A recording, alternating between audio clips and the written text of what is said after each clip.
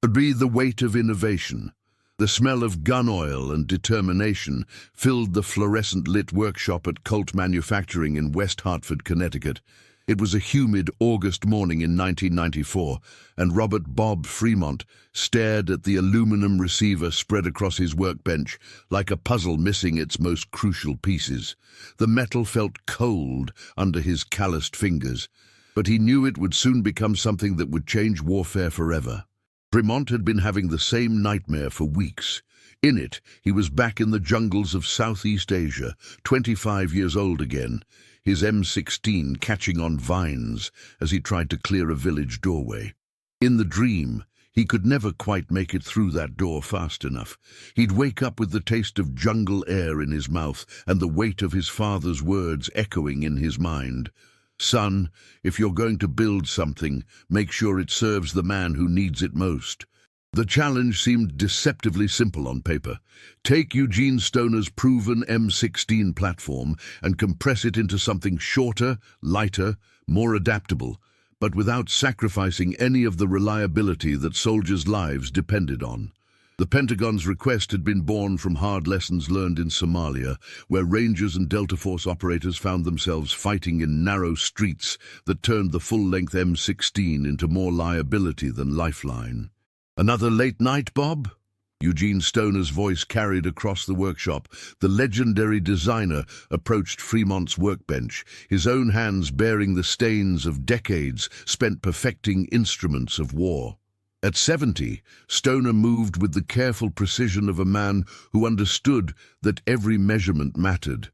"Can't seem to get the gas system right," Fremont replied, not looking up from his calculations. "Shorten the barrel by 3 inches and we lose too much velocity. But the urban combat footage from Mogadishu shows our boys need something they can maneuver with." Stoner picked up one of Fremont's prototypes, weighing it in his hands. The workshop around them hummed with the quiet activity of other engineers, each wrestling with their own piece of what would become the M4 Carbine. Charts and photographs covered the walls, technical drawings mixed with combat photos from Somalia, showing soldiers struggling to navigate tight spaces with weapons designed for open battlefields. "You know," Stoner said quietly, "when I designed the M16, I thought I was solving the last puzzle. Lightweight, accurate, reliable. But warfare keeps evolving faster than the weapons meant to win it." Fremont finally looked up from his work. He'd grown up in rural Michigan, the son of a machinist who'd spent World War II building aircraft engines for B-24 Liberators.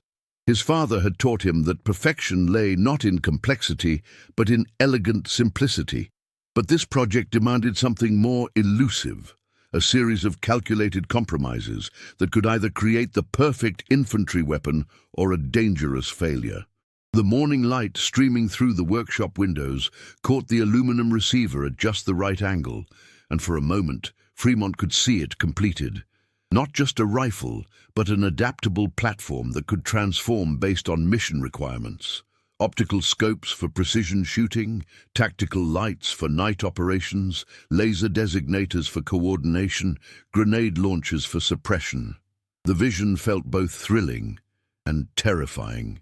"The real breakthrough isn't going to come from the workshop," Fremont said, surprising himself with the words.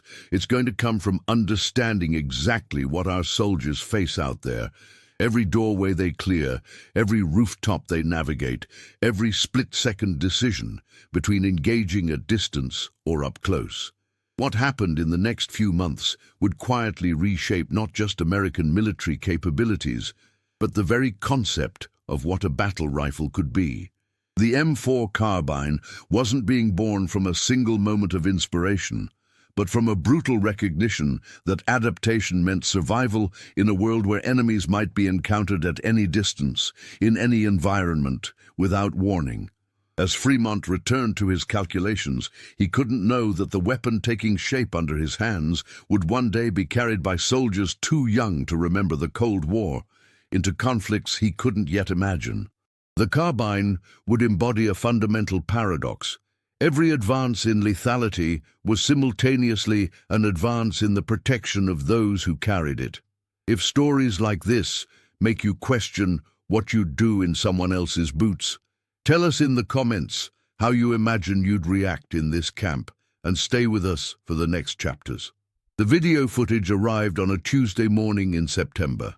Fremont sat in the darkened conference room at Colt Manufacturing, watching grainy scenes from the 1993 Battle of Mogadishu play out on the projection screen. Rangers and Delta Force operators moved through narrow corridors, their M16s constantly catching on door frames and furniture. What struck him wasn't the chaos of combat. He'd seen enough of that in Vietnam, but the mechanical reality of modern warfare. "Pause it there," he called to the technician. On screen, a Ranger was frozen mid-turn, his rifle's length forcing him to angle sideways through a doorway while maintaining sight lines. "See that? He's fighting the weapon as much as the enemy." Colonel James Morrison, the Pentagon's liaison to the project, leaned forward in his chair.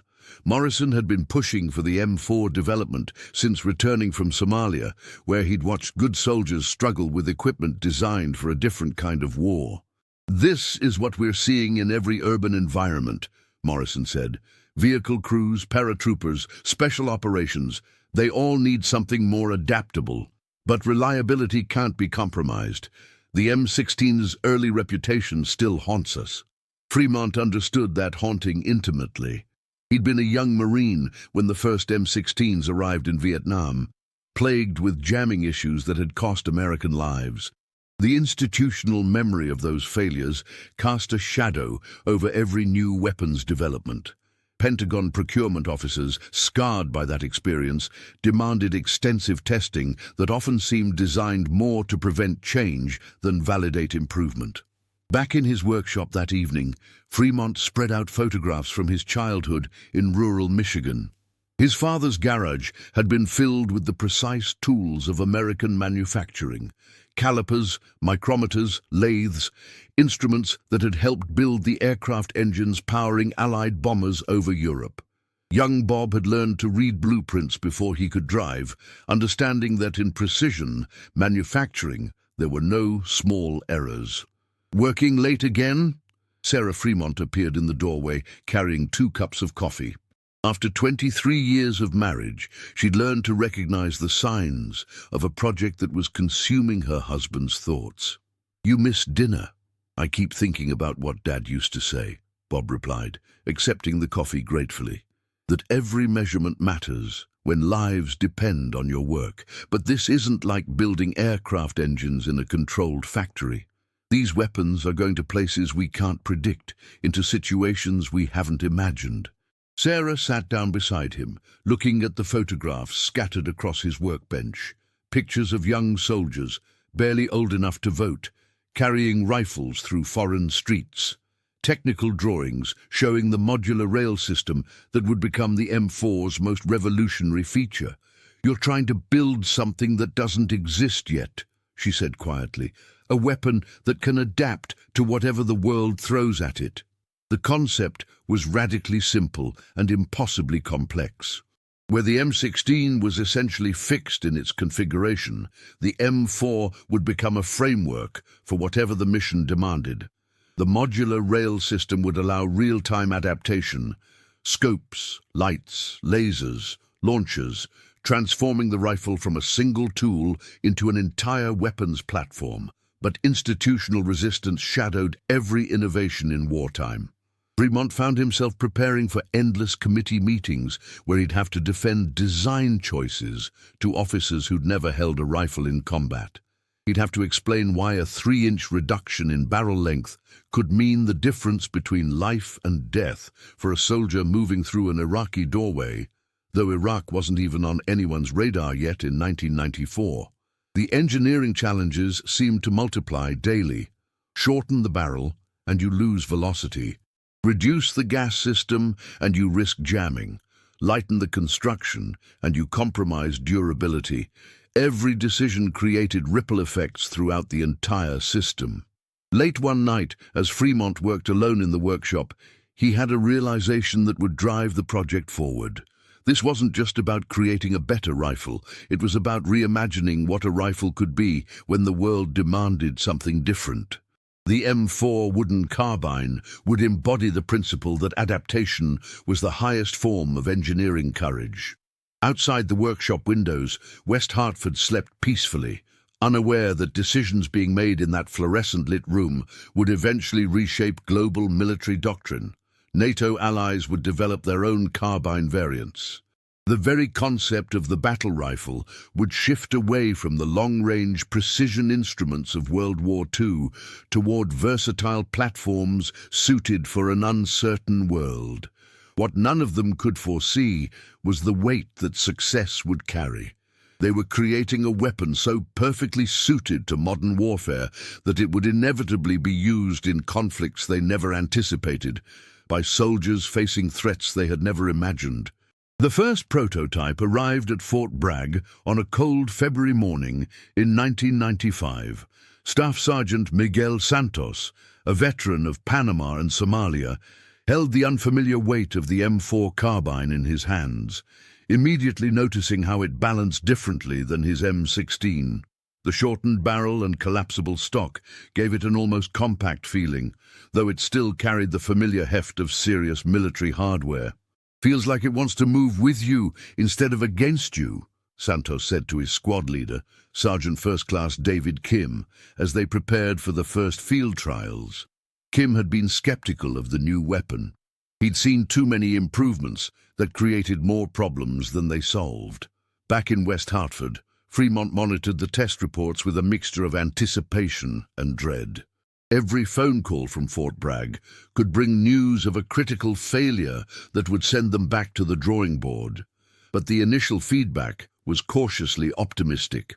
Soldiers reported improved maneuverability in close quarters without significant loss of accuracy at standard engagement distances. The real test came during urban warfare simulations at the Army's military operations in urban terrain facility. Rangers who had fought in Mogadishu put the M4 through scenarios that recreated the challenges they'd faced in Somali streets. Building clearing, vehicle interdiction, rooftop-to-rooftop movement, all the situations where the M16's length had become a liability. Fremont received a letter from one of the test participants that he kept in his desk drawer for years afterward. The ranger, whose name was redacted for security reasons, wrote, "Sir, I don't know who designed this thing, but it feels like they were looking over my shoulder in every firefight I've been in. It goes where I need it to go when I need it there." But success brought its own complications. Pentagon procurement officers, still haunted by the M16's early failures in Vietnam, subjected the M4 to increasingly rigorous testing. Dust trials, mud trials, extreme temperature testing. Each evaluation pushed both the weapon and its creators to their breaking points. Fremont found himself defending design choices to committees who questioned every innovation. "Why the modular rail system?" Colonel Patricia Hayes asked during one particularly grueling review session. "It adds complexity, potential failure points." "And because warfare doesn't wait for us to redesign weapons," Fremont replied, his voice steady despite months of exhaustion. "A soldier might need a scope for precision work in the morning and a grenade launcher for suppression in the afternoon. We can't predict every mission requirement, but we can build adaptability into the platform itself." The committee sessions stretched into weeks, then months. Charts and graphs filled conference rooms, measuring everything from cyclic rate of fire to mean rounds between failures. But beyond the statistics, something unprecedented was happening in the field. Soldiers were specifically requesting the M4 for missions where, theoretically, the full-length M16 would perform better. Sarah Fremont noticed the toll the project was taking on her husband. He'd grown quieter, more introspective, spending long hours in his home workshop tinkering with mechanical projects that had nothing to do with weapons. One evening, she found him at his workbench, holding a photograph of his father. "He never had to wonder what his aircraft engines would be used for," Bob said quietly. "B-24s had one purpose, defeating fascism, but this—" He gestured toward the technical drawings scattered across the bench. "I'm creating something that's going to be carried into conflicts I can't even imagine yet." The weight of innovation had settled on him like a familiar burden. Every engineering decision carried implications far beyond the workshop. The M4 was becoming more than a weapon. It was becoming a new paradigm for military technology. Other nations were watching American development closely, beginning work on their own Carbine platforms. Letters from his son in college raised questions that Fremont struggled to answer. "Dad, do you ever think about the people on the other end of what you're building?" The question haunted him during sleepless nights when he'd walk through the quiet streets of West Hartford, thinking about young Americans who would carry his creation into places he'd never seen. The moral complexity of weapons development wasn't something they taught in engineering school. Fremont had learned precision, reliability, efficiency, but no one had prepared him for the responsibility of creating tools that could reshape the nature of conflict itself. Every advance in lethality was simultaneously an advance in protection for those who carried it, but that paradox offered little comfort during the darkest moments of doubt. Do you think you'd cling to what you were taught back home, or to what your own eyes see in a place like this? Comment which side you'd lean toward, and share this episode with someone who loves real human stories from history. The breakthrough came not from the workshop, but from a moment of quiet observation. Fremont sat in his office on a rainy Thursday evening in March 1996, watching combat footage from Bosnia, where American peacekeepers were encountering the same urban warfare challenges that had plagued operations in Somalia. The same story played out repeatedly, soldiers adapting to environments their equipment wasn't designed for. Dr. Elena Rodriguez, the Army's chief weapons psychologist, had been brought in to evaluate the human factors of the M4 development. Her background in cognitive load theory provided insights that pure engineering couldn't offer. She understood that weapons weren't just mechanical systems. They were extensions of the soldiers who carried them. "What strikes me about the feedback we're getting," she told Fremont during one of their weekly consultations, "is that soldiers aren't just adapting to the weapon. The weapon is helping them adapt to their environment. That's a fundamental shift in the relationship between warrior and tool." The modular rail system was proving to be more revolutionary than anyone had anticipated. Field reports described soldiers reconfiguring their weapons between phases of the same mission, switching from close-quarters optics to precision scopes, adding suppression capabilities when tactical situations changed. The M4 was becoming less a single weapon than a framework for tactical adaptation. But innovation in wartime is always shadowed by tragedy. News arrived from Fort Campbell that a training accident during M4 trials had injured 2 soldiers when a prototype suffered a catastrophic failure during stress testing. Fremont spent 3 sleepless days reviewing every component specification, every tolerance measurement, searching for the flaw that could have prevented the accident. "It's not your fault," Sarah told him as he sat at their kitchen table, surrounded by technical drawings and incident reports. "You can't design for every possible failure." "My father built aircraft engines that brought boys home from war," Bob replied, his voice hollow with exhaustion. "If I'm building something that puts them in more danger..." The investigation eventually revealed a manufacturing defect unrelated to Fremont's design, but the incident reinforced the crushing weight of responsibility he carried. Every decision, every calculation, every compromise between competing requirements could mean the difference between a soldier returning home or not returning at all. Colonel Morrison brought encouraging news from the field trials. The 82nd Airborne had been testing M4s during joint exercises with British forces, and the feedback was overwhelmingly positive. Paratroopers reported that the carbine's reduced length made it far more manageable during airborne operations, while the modular capabilities allowed squad leaders to optimize their team's loadouts for specific mission requirements. "There's something else," Morrison said, spreading photographs across Fremont's desk. "The Brits are asking questions. So are the Germans. Word is getting out that we've solved problems everyone else is struggling with." The international interest validated the M4's design philosophy, but it also added new layers of complexity. NATO standardization discussions began, including Carbine specifications. Allied nations started developing their own shortened rifle variants, using lessons learned from the American development process. Fremont found himself corresponding with engineers from Heckler & Koch, Fabrique Nationale, and other international manufacturers. The exchange of ideas was professionally gratifying, but it also reinforced the global implications of their work. The M4 wasn't just changing American military doctrine, it was reshaping the fundamental concept of infantry weapons worldwide. Late one evening, as Fremont reviewed test data from the latest trials, he realized they had succeeded perhaps too well. The M4 was performing beyond every specification, exceeding reliability requirements while delivering the adaptability that modern warfare demanded. But success carried its own burden of knowledge. They had created something so effective, so perfectly suited to the realities of contemporary conflict, that it would inevitably be used in ways they hadn't anticipated. The carbine, that began as an adaptation to urban warfare in Somalia, would likely see service in conflicts not yet begun, carried by soldiers not yet born.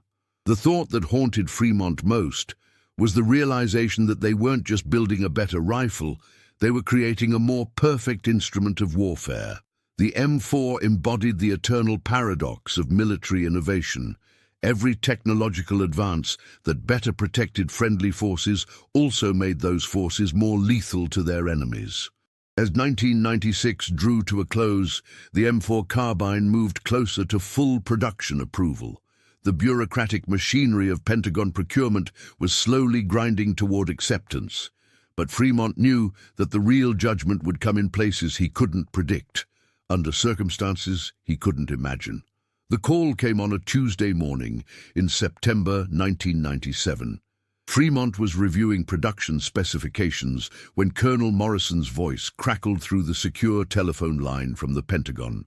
The M4 carbine had been officially approved for limited deployment to special operations units, with plans for broader military adoption pending field performance evaluations.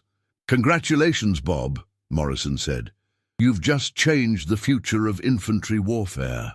But even as Fremont felt a surge of professional satisfaction, he couldn't shake the growing weight of what they had created. The first M4s were already in the hands of Delta Force operators and Navy SEALs, units that deployed to places the public never heard about, for missions that rarely made headlines. Dr. Rodriguez had been monitoring the psychological impact of weapons development on the engineering team.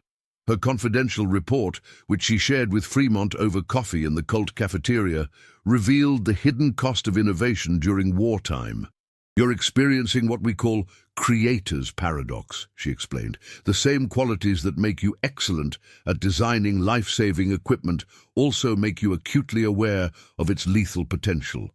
It's the burden carried by everyone who builds tools for warriors." The secret that had been building throughout the development process finally crystallized during a meeting with Pentagon officials in late 1997. As they discussed production timelines and deployment schedules, someone mentioned that the M4's versatility made it ideal for the kind of conflicts we're likely to face in the next century. "What kind of conflicts?" Fremont asked. Colonel Hayes, who had overseen much of the testing program, looked around the room before answering. "Asymmetric warfare, urban environments, non-state actors. The kind of fighting where adaptability matters more than overwhelming firepower." The implications hit Fremont like a physical blow. They hadn't just been adapting to lessons learned from Somalia. They had been preparing for a fundamentally different kind of warfare. The M4's modular design philosophy anticipated conflicts that hadn't yet begun, against enemies not yet identified, in places not yet threatened. That evening, Fremont sat in his workshop at home, holding the original aluminum receiver that had started the entire project. The metal felt different now, Not just cold aluminum, but the foundation of a weapon system that would reshape military doctrine across the globe. NATO allies were already developing their own Carbine variants based on American innovations. Sarah found him there hours later, still holding the receiver, lost in thought. "What's troubling you?" she asked, settling into the chair beside his workbench. "We built something perfect," he said quietly. "Too perfect. The M4 does exactly what we designed it to do. It adapts to any threat, any environment, any mission, but that means it's going to be used in conflicts we never imagined, carried by kids who aren't even in high school yet." The moral weight of successful innovation was becoming clear. The M4 Carbine would become the primary weapon of what would later be called the global war on terror, carried into Afghanistan's mountains and Iraq's cities by soldiers too young to remember the Cold War. The adaptable platform they had created would prove invaluable in conflicts that wouldn't begin for years. But perhaps the heaviest revelation came from an unexpected source.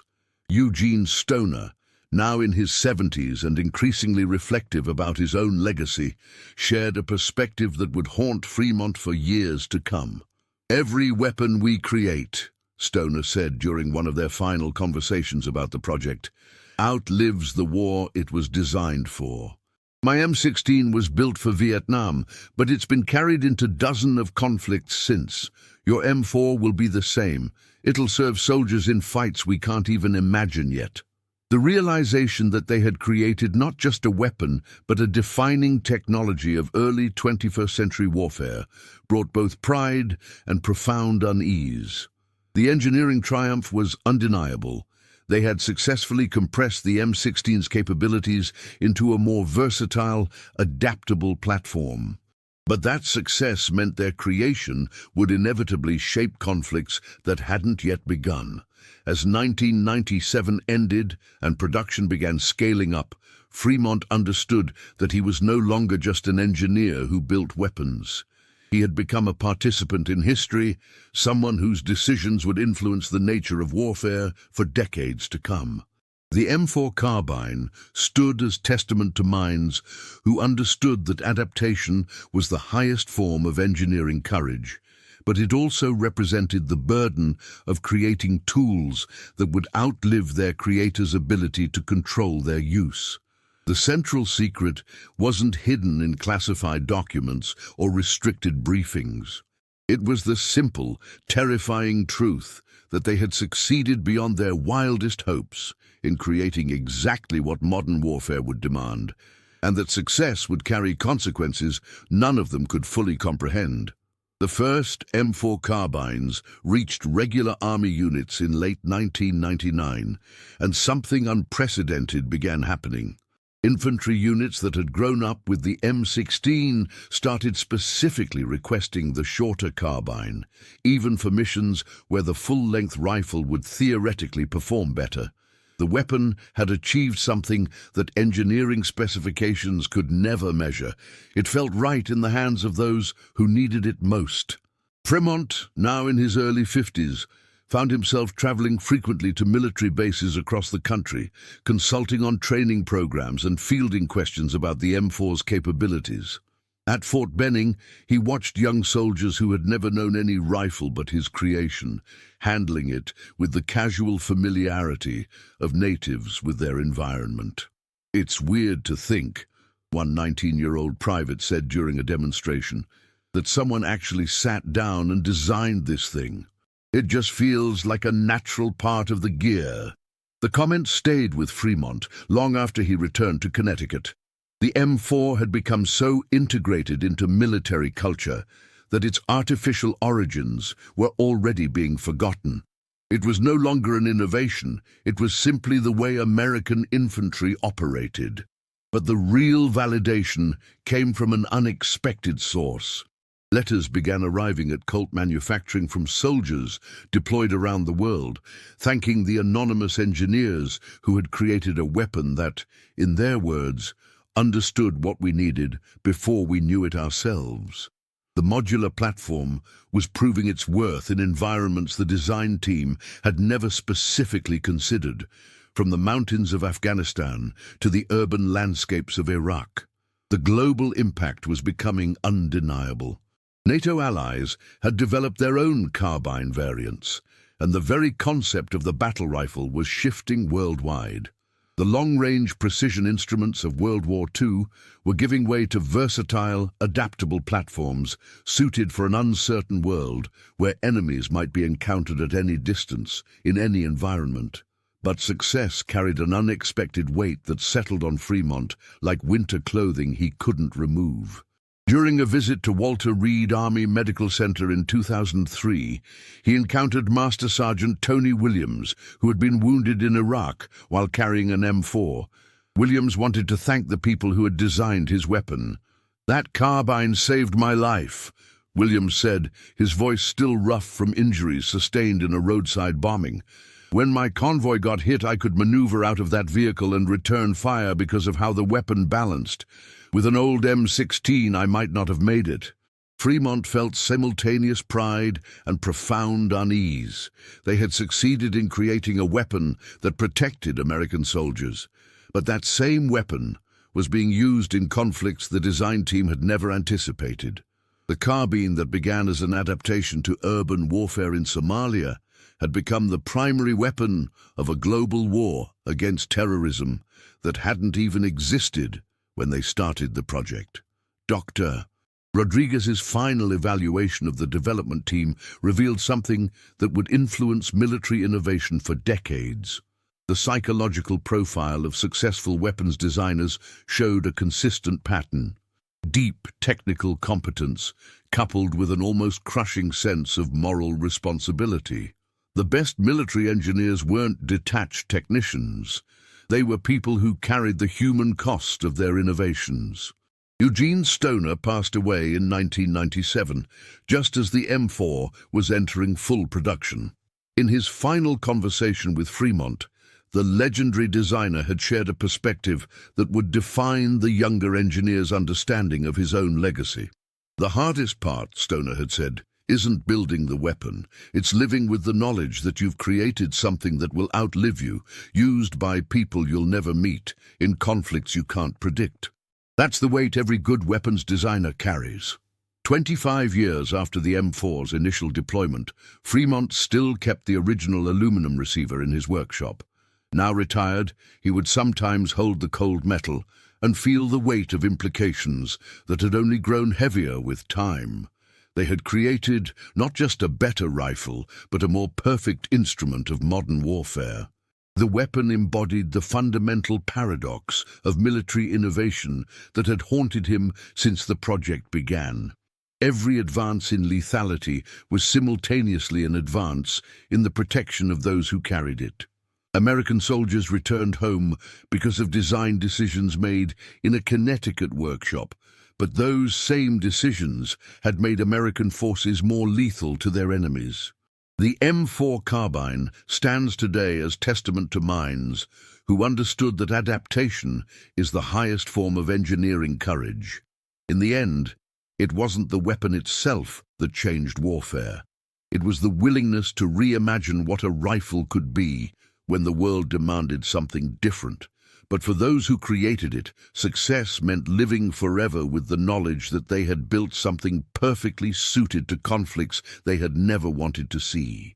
If this story reminded you that even in the darkest times, small acts of humanity still matter, subscribe to the channel, tell us which country you watch from, and invite someone to revisit history with us in the next story. How do you measure the true cost of innovation when the price is counted not in dollars, but in the weight of responsibility carried by those who create the tools of war?